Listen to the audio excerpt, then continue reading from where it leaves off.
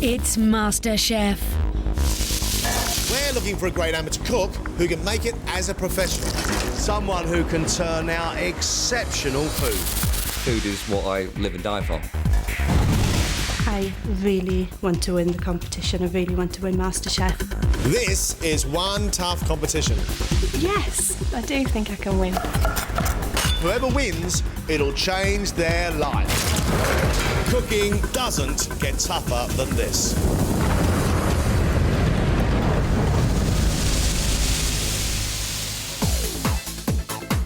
These 6 contestants all dream of becoming a top chef. But only one will make it through to the quarter-final. I want to see food with finesse and bags of flavour. So far, we have seen some brilliant cooks. Are we going to see brilliant cooks today? I hope so. You have to demonstrate to us that you have some culinary talent. Let's cook.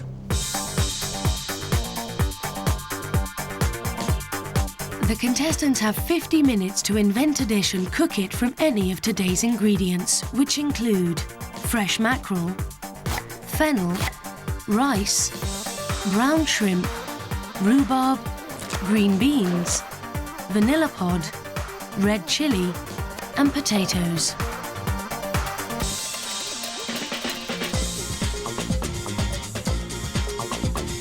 34-year-old Deborah hopes to one day swap the valleys of South Wales for sunnier climes. What's the ultimate end of your journey? Myself and my husband are learning Spanish, and I'd really love to open a little restaurant in Spain that serves good quality food, good vegetables, not your pie and chips brigade. Do you think you've got a lot to teach the Spanish about cooking from the valleys? Not the Spanish, but certainly your typical British holiday maker. I see.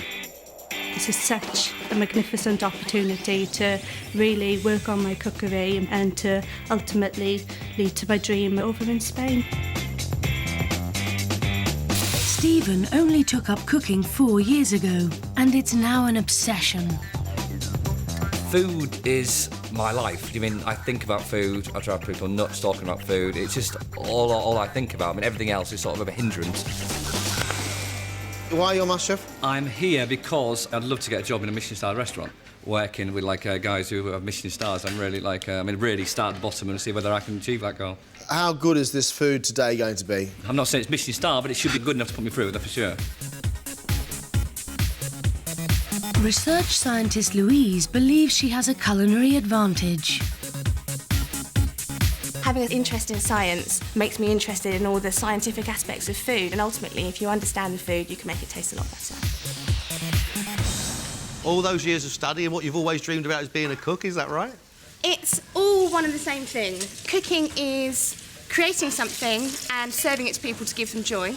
Yeah. Science is creating something and helping people. You've only got 20 minutes left. Civil servant Dave sees a career in food as a passport to the world. My main dream in food would be to travel and write about food with my wife and just make a better standard of living than what we have now. Dave, why are you here on MasterChef? I love cooking. I've cooked all my life. I've cooked since I was a young kid, and my career just didn't go that way, and I wish it had. 43-year-old Pam hopes today will take her one step closer to her dream of owning a restaurant in the Yorkshire Dales. The time seems right. My daughter's 14 now, so I feel I have a lot more time to be able to do what I'd like to do, and this really is a passion for me. If you were to have your own restaurant and it was, called Cafe Pam, what style of food will we have in there? I guess I'm a traditional cook English food, cook what I know how to cook. Robust, big, or refined and beautiful? Both. Accountant Ravi believes his multicultural background sets his food apart. Having lived in Kenya, being originally from India and then living in the UK as well, I think I do bring in a lot of different flavours into my food. Is the food of India your love? Yeah. I also like doing sort of fusion stuff, so, maybe doing fish and chips with a bit of a twist. How would you twist fish and chips? bit of chopped up coriander, some little hot red chilli. Do you feel that you're going to bring something new to the culinary world? I'd like to think so, yeah. 5 minutes.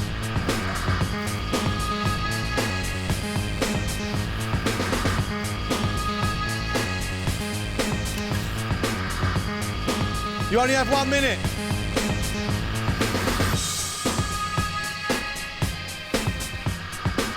Time is up.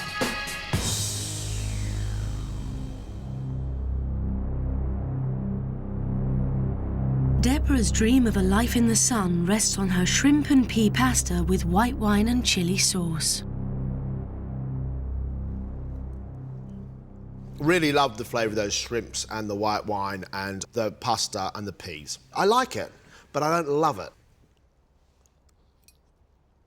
I applaud the cook who makes pasta. I really do. Chili in a cream sauce is unusual. I'm not in love with your flavour combinations. Okay. Will Stephen's obsession with food be reflected in his pan-fried mackerel, peas, potatoes and beans with a citrus dressing?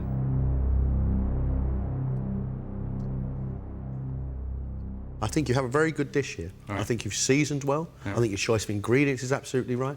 Not bad, Stephen.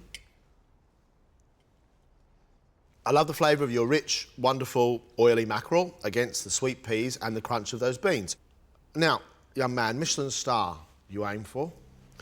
Peel your potatoes, will you? Research scientist Louise has made rhubarb crumble and custard.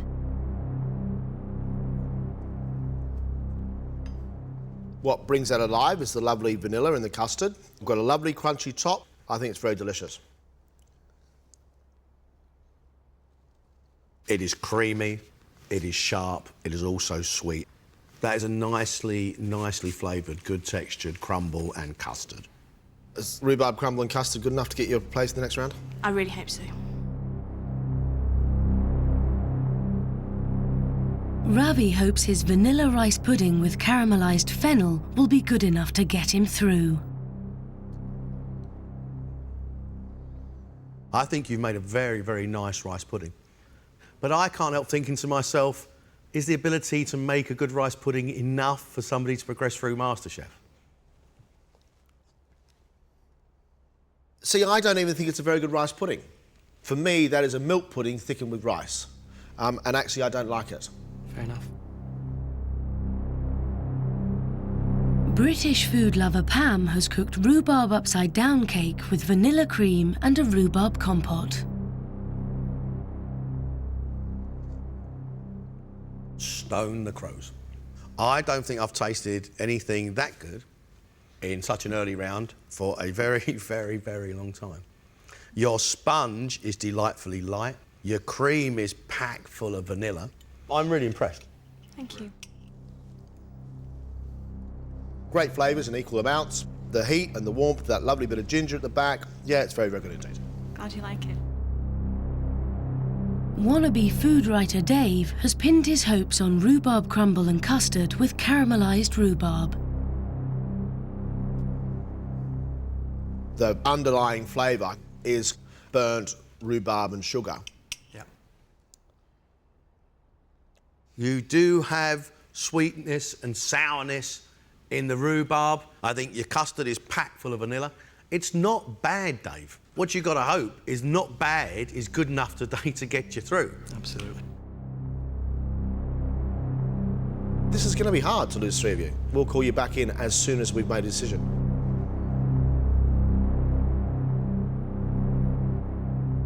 I've got to say, I'm really impressed with what they've cooked today. The task is going to be who goes home. There is one that has got to go, and that's Ravi, because he spent 50 minutes stirring a bowl of cream and rice, and that's all he did. Rice pudding needs to have texture. It needs to sort of stick to the top of your mouth and be delicious, and it wasn't. So Ravi goes home. I love Pam. No, really? I mean, that sponge was just lovely. The rhubarb was sharp and sweet, and then she had a rhubarb ginger compote. I mean, I hope this isn't a flash in the pan, because I am so impressed. Pam definitely stays. Dave. He knew he did so much wrong. Rhubarb crumble was burnt. There probably wasn't enough rhubarb underneath it. He had burnt bits on top of his rhubarb. Dave goes home. Dave's gone. Shall we talk about Stephen? Oh, I like him. Yeah, I think the guy's got a cook's brain and he's got a cook's energy. You know, he filleted a mackerel. He made a lovely little potato salad with the peas and the beans. I think the guy's a cook. Yeah, Stephen in. We've got Dave and Ravi out. We've got Pam and Stephen in. The conversation now is between Louise and Deborah. Deborah made pasta, which I think is admirable, but actually chilli and cream is a very odd combination. OK, a bit of chilli, bit of a mistake. She's trying to go out in the wild side. But, you know, come in here and make pasta, that's brilliant. I hope I've done enough to get through to the next round because it means so much. See, I actually really like Louise's crumble because it was, for me, the right amount of fruit and the right amount of crumble. And then that vanilla custard over the top, good on her. I really, really want to get through. I've tried my hardest, so I have to see how I've done. I know who's presented the better dish, it's Louise. But is Deborah showcasing more skill by making her pasta? Which one is the most talented? God.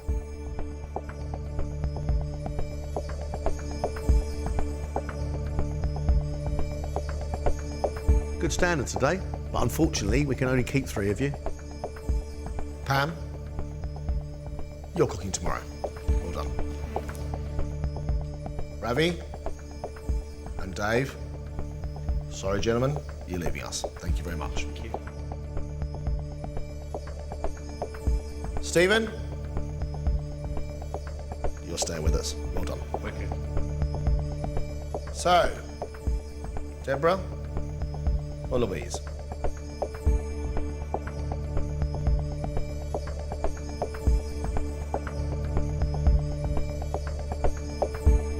Congratulations, Louise, you get to stay. Sorry, Deborah.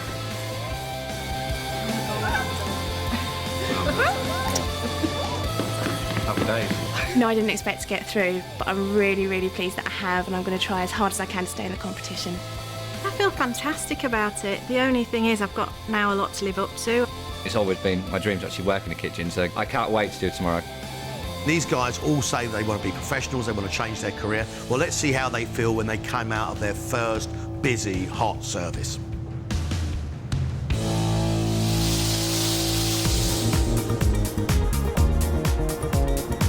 It's day 2, and the 3 contestants arrive at Prism, a fine dining restaurant set in the heart of London's financial centre. They'll be working under the watchful eye of executive chef Richard Robinson, who expects the best. It's got to be right, dead right, yeah? Perfect, otherwise it doesn't go to the room. Louise is straight in at the deep end, filleting the fish for her main of roast halibut, globe artichoke and oven-dried tomato. Slowly, slowly. Oops. And at £26.50 a serving, she can't afford to mess up. All that lovely meat there. We've lost all this meat. We can't serve this to the customer. I feel really awful about messing up the halibut. It's such an expensive fish, with such a large piece of fish. I feel really terrible. We lost probably 45% of the fish, so if she messes up in the cooking, we'll be in trouble. It's 12 o'clock and the city workers arrive for lunch. OK, check on 17, 3 scallops. Yes, chef. The first orders are for Pam's starter of scallops with caramelised cauliflower puree and summer truffle. Very important you get these early checks out, Pam. Yes, chef. From the start, Pam struggles to keep up with the fast pace of the kitchen. Oh, it's rubbish. Right, how long are the scallops? 30 seconds. Right, 30 seconds is up on the scallops. Where are they? They're here. Please, hurry up. That was 2 minutes behind, yeah? Quicker next time, Pam, yeah? Yes, chef. Not quite fast enough for chef. I need to speed up a bit with these. Meanwhile, Stephen is responsible for a chicken dish. Poulet noir with asparagus, peas and parmesan gnocchi. You got 2 chicken on there, Stephen? Yes, chef. Stephen's dream is to work in a top restaurant, so he's eager to impress. You're a little bit quick there. You've got 3 minutes to wait, yeah? Sorry, mate. 3 minutes. In fact, he's a little too eager. Can I shut sauce 24, please? Just hold back 30 seconds, please, Stephen. Right, sauce. To Stephen's relief, his first dish gets the thumbs up. Every one of them like that, Steve, yeah? Yes, chef. OK, check on. There's no starters in this one. Cod and a halibut. 4 halibuts in total. Oh, my God. With lunchtime service in full swing, Louise is determined to make up for her filleting disaster and perfect her expensive halibut dish.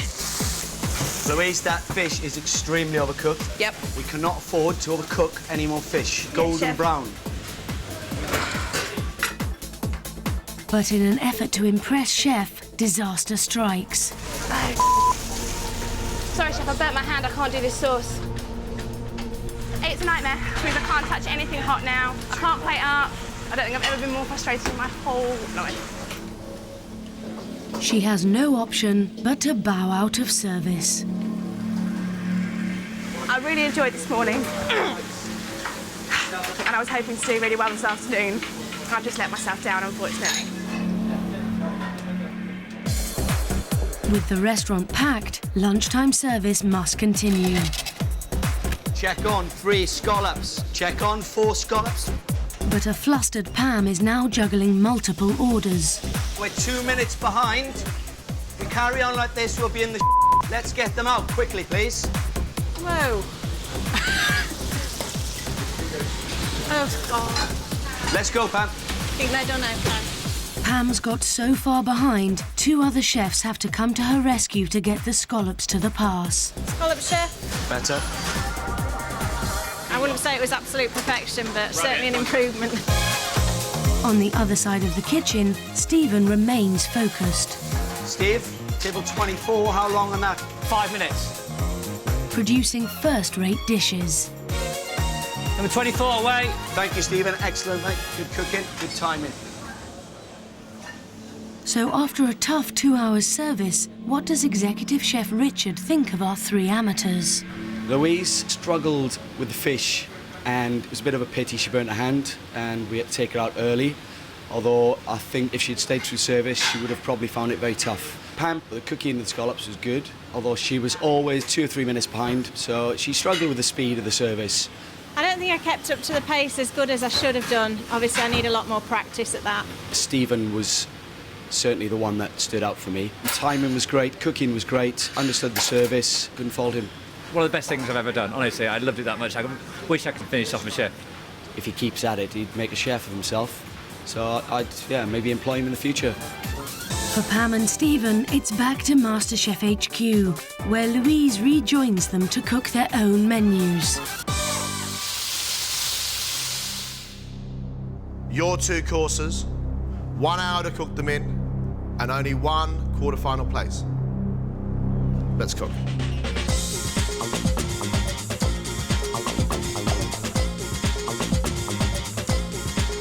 After being forced to leave the professional kitchen early, Louise is determined to prove she has what it takes with her 2-course menu. So that's your thumb and finger. Yes. A little bit of burn. Things go wrong. They do indeed. The dishes that you are hoping will get you through to the next round are what? Seared scallops with caramelised fennel and a Pernod cream sauce, followed by rack of lamb, minted greens and a red wine and lamb jus. Wow. Louise, you are a research scientist, and science in food is something that seems to turn you on. Absolutely. It's about taking ingredients and experimenting with them until you've got the best possible combinations that you can make. Find the combination of lamb, minted greens and the red wine jus absolutely perfect. Marvellous. It's my sort of grub.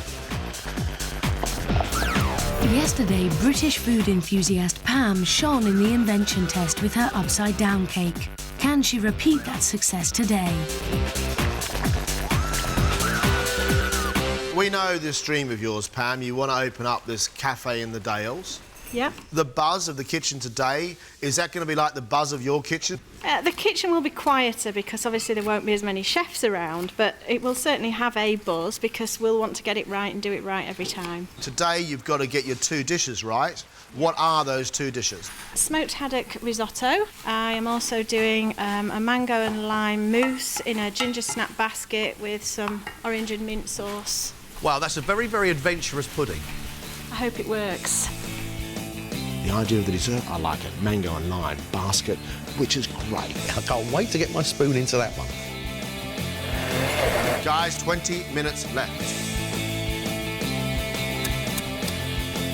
Yesterday, Stephen was praised for his pan-fried mackerel dish, and today he excelled in the pro kitchen. Can he make it 3 in a row? I'm doing an asparagus, crayfish and basil tian, and then pork tenderloin with crisp potatoes with crispy belly of pork and mussels. And a cider. It'll go together. You'll see when I put it together, it'll go together. Come here a minute. It feels all right. Yeah. You've obviously cooked this a few times before. I've cooked it, and you may disagree with the end of it, but the way I see it is it goes together. Stephen, your enthusiasm, your energy is really infectious. You really make us actually laugh and happy. Is this food going to make us happy? I hope so. Well, yeah, I mean, I'm confident with the dishes, otherwise I wouldn't have turned up here with them. Pork, crackling, cider and mussels. That's a combination I've never ever tasted before, ever in my life. I'm not sure if I'm looking forward to it or I'm scared of it. Only 5 minutes.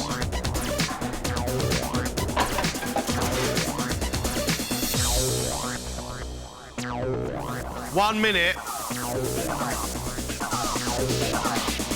That's it.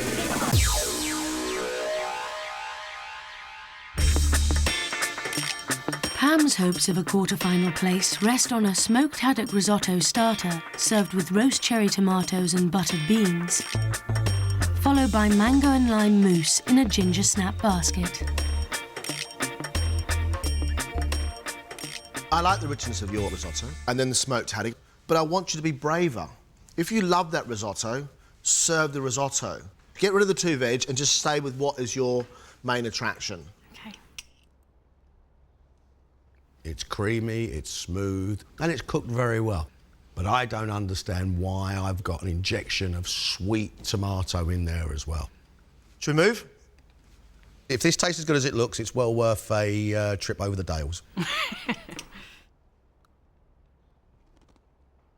I'd come back and probably order another one, but it could be more remarkable than this. For the work you put in, you're not getting any other flavour and texture but mango and cream. It is very cream, very luscious, but a bit too sweet for me. I reckon that needs more lime juice to bring it up to life. Okay. I've tried really hard, I've given it my best shot. I really want to go through, I really want to do this. Research scientist Louise has made a seared scallop starter with caramelised fennel and Pernod cream sauce, followed by rack of lamb with sautéed potatoes and minted greens.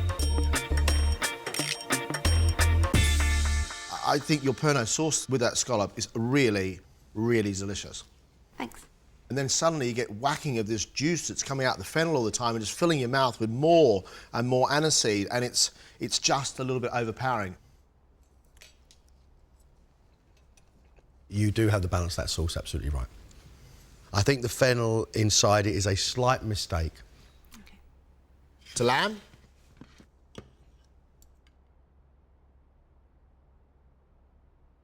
I like your red wine sauce. I love the mint that you scattered through the green veg. What you've just given me is a Sunday roast, and they're flavours that I've enjoyed since I was a child. You've cooked that very well. I love the courgettes with the mint on the top of it, and I like the potatoes. The lamb could probably be slightly less done, but I like your cooking. Like your cooking. Are these 2 dishes good enough? Really hope so. I'm going to keep my good fingers crossed. Thanks, Louise. Well done, Louise. For his starter, Stephen has made a crayfish, asparagus and basil stack with a warm tomato dressing, followed by pork tenderloin with mussels, crushed potatoes and a cider butter sauce.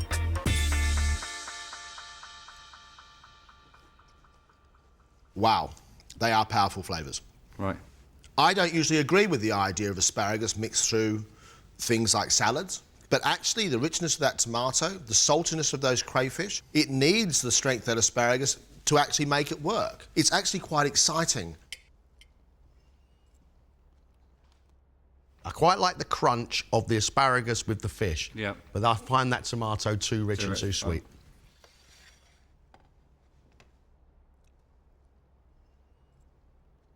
I'm munching away on all flavours I recognise. Potato, pork, crackling, and mussel. Completely different texture. Not for me. Right, okay. Salty, full-flavoured pork, lovely potatoes, like the sauce. Take the mussel off the dish and actually you've got yourself a fine plate of food. I mean, I don't think the mussel, the pork and mussel is way out there. You don't think pork and mussel is way out there? Not really, not massively out there. I mean, it's only surf and turf. All right. We have got a lot of judging to do. Off you go.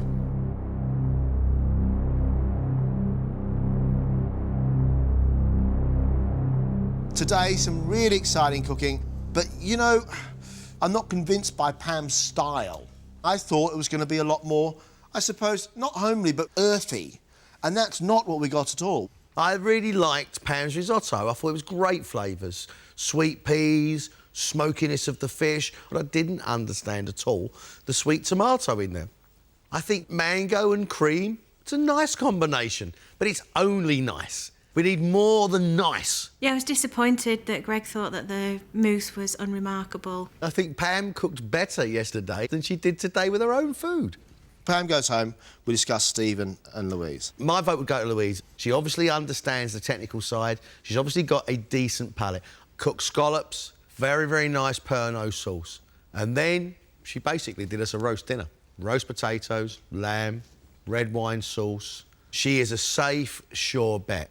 This is my dream. I really, really want this. I hope I can really fulfil all of my potential as far as this competition is concerned. Then you've got somebody like Stephen coming in here with a dish of asparagus and crayfish tails, rich tomato sauce, and pushing the boat, and really using great ingredients and cooking them very, very well, with lots and lots of flavour. Something interesting, something new.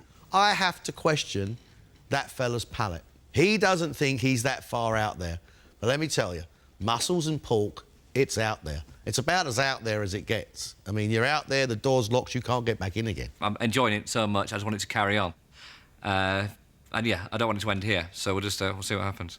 If Stephen is to go any further in this competition, he has to be able to learn when to take the ingredient away. But I would rather take the risk, because that's the sort of guy I am, than play the safe card. I feel completely the opposite. I would rather play it safe than take such a huge gamble. We've got to make a decision.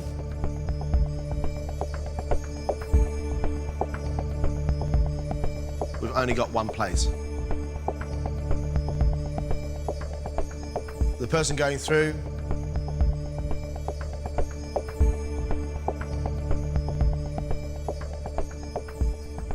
is Stephen. Congratulations.